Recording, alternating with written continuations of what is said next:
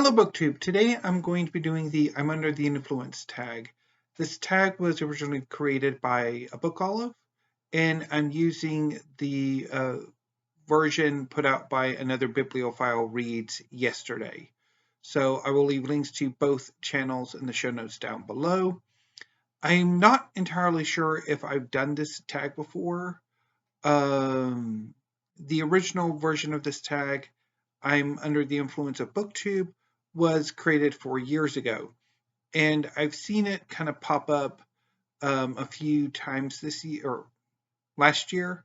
So I don't know if I've ever done it. I looked and I haven't seen it in my videos. So I don't think I have, but I can recall doing similar questions. So make of that what you will. Maybe I did it a few years ago and I just forgot about it. But anyway, sometimes redoing these tags can be fun. Of course, we all do the year tags, like the beginning of the year, the middle of the year, the end of the year tags, and a few others. So, yeah, sometimes repeating tags works too. But anyway, I really need to get on to the questions. So, question number 1. What's a fantastic book you read off the recommendation of another booktuber? For this, I'm going to go with Big Wonderful Thing by Stephen Harrigan on the recommendation of Steve Donahue. Steve hauled the book in 2019, and I immediately wanted it. One of the great things about Steve Donahue's channel is his wonderful mail hauls where he gets so many interesting books that I would like to read. And I saw him haul Big Wonderful Thing, and I immediately wanted it. And my desire for it increased when I saw that it was ranked highly in his year's best in history. So in 2020, I picked it up and read it and absolutely loved it. So definitely Big Wonderful Thing goes in here. The second question is, and oppositely, what's a book that you were talked out of reading because of a booktuber's review? For this, I'm going to go with Less by Andrew Sean Greer, or at least I think that's the author's name. I had wanted to originally pick this book up as part of my America 20 project. So in 2020, I had the idea to select 20 works of American literary fiction and read them in 2020. It did not go well at all for a number of reasons. Largely because of the books I picked up. I bailed on all but now 3, one of which I bailed redeem this past December.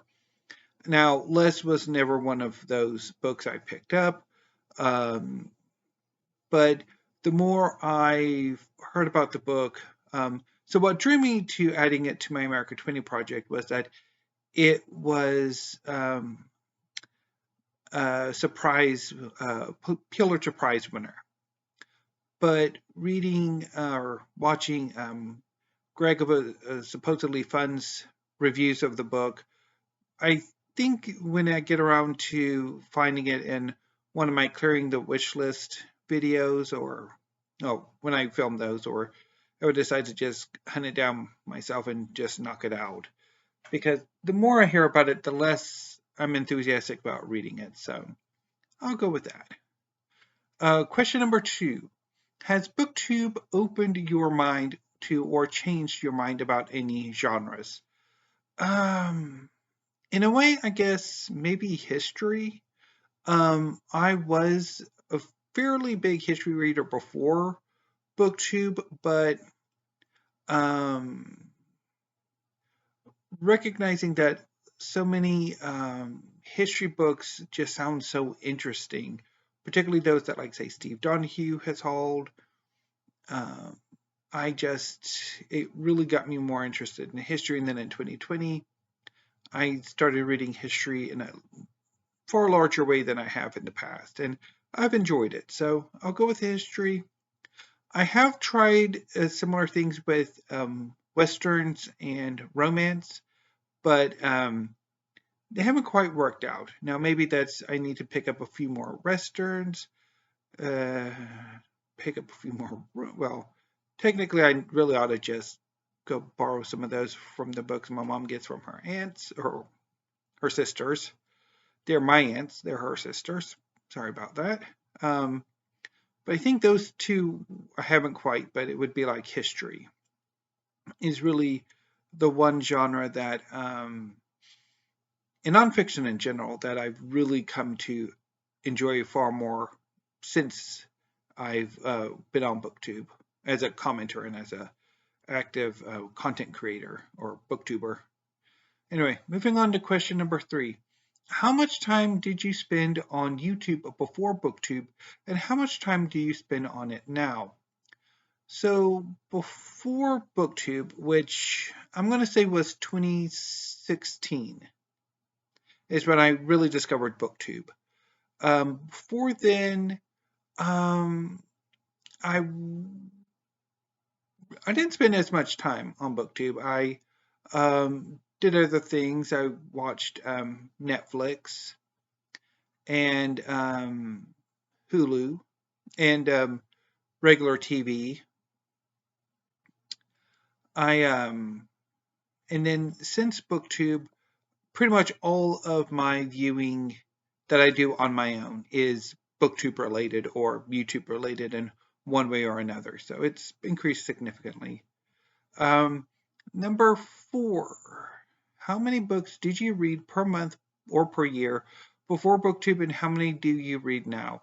So I don't exactly know the answer to that.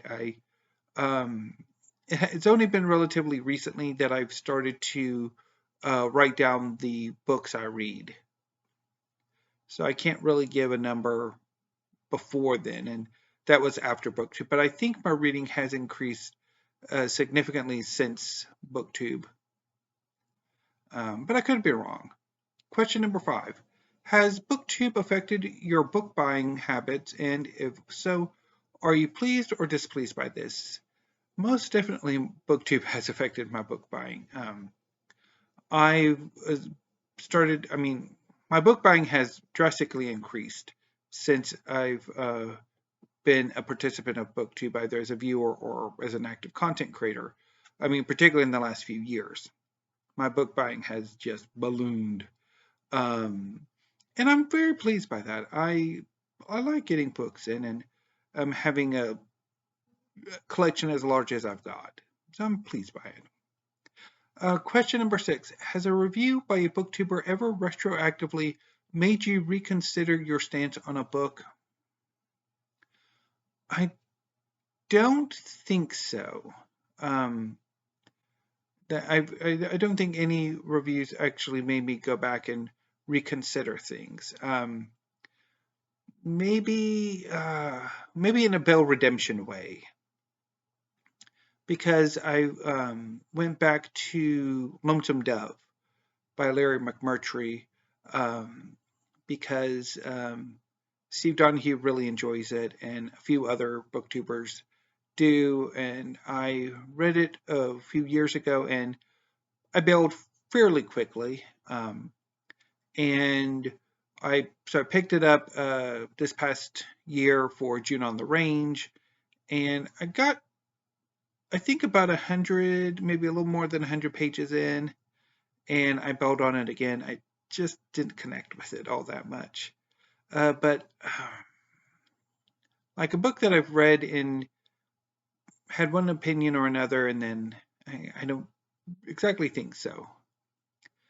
Question number 7. Are there any videos you've been inspired to make after seeing another booktuber's videos? Yes. So during part of last year, Sean D. Standfast did a series of top 10s that I really enjoyed, and I decided to do some of my own. I did a few music ones. I then did some comic book related ones. I'm thinking about doing a video game influenced one sometime this week or next week, and also a movie one. So I'll go with that. The second part of this question. Have you ever felt inspired by another booktuber style, their video style, their book organization style, their personal style, anything? Not exactly. My booktube is fairly just me talking to the camera. But booktuber whose styles I'm kind of inspired by. I do really like those artified thumbnails that like Michael K. Vaughan and Book Time with Elvis and Sean D. Stanfest occasionally does with his Desert Island books, that I kind of would like to try to do something like that with my own thumbnails rather than just a picture of me and hopefully a book, if there are any books being shown. So question number 8. What are some pressures you feel on your reading life because of your channel? I don't know if I really do. Well, I don't know if I do feel any pressure. I mean, because it's largely, my reading's basically the same as it's been even before Booktube or before actively making content or talking to Booktube. So I don't think I do have any pressures. Question number 9. In what way, if any, do you feel the social element of the community has it? Okay, let's back up and get a bit closer. Okay. In what way, if any, do you feel the social element of the community has influenced your reading? For this part, I think to a certain extent, since this part of Booktube has been for a fairly long while geared more towards the classics and what you can consider literary fiction. And that has at times influenced my desire to sort of re-engage with the classics and more literary fiction, even if that does not quite turn out as well as I would hope. Usually it ends in a bail.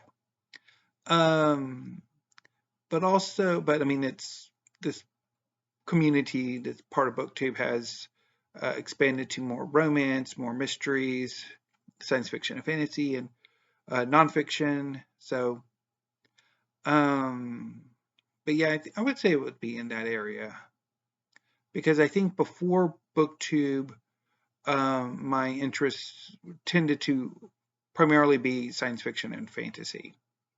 And since I've become an active booktuber, that's changed. Although I think most people would probably argue it's changed in a more historical direction, given that I am currently in front of the history wall. But then again, it's also kind of gone in a more manga direction. So anyway, which hasn't really been influenced much by Booktube, since not many booktubers actually talk about manga. Although, I mean, there are dedicated manga channels, but I'm not really subscribed to those. And again, of course, finding like community of history-oriented channels has also really influenced my viewing or my reading as well. Second part of this question: do you think about books differently since joining? Not really. And finally, question number 10. What impact do you hope your own channel will have on the Booktube community and or aspiring booktubers? Hoping at least a few minutes of enjoyment, conversation if possible. Anyway, so that was the under the influence tag. If you'd like to do this tag, consider yourselves tagged. And I will be back tomorrow with maybe another tag video. There's a few that I want to do. There's one that I think while I'm uploading this video, after I've kind of did the links for a bibliophile, another bibliophile reads, and a book olive, to try to watch so I can kind of write down the questions and do that one tomorrow. There's also the New Year tags beginning to make its rounds. But I've only seen one booktuber that I'm subscribed to do it. And of course, I may also try to do my top 10 video games because I'm really wanting to do that. Excuse me. So anyway, and before I sign off for today, you might be wondering why exactly the history is back on the shelf and not the manga as it was last Friday.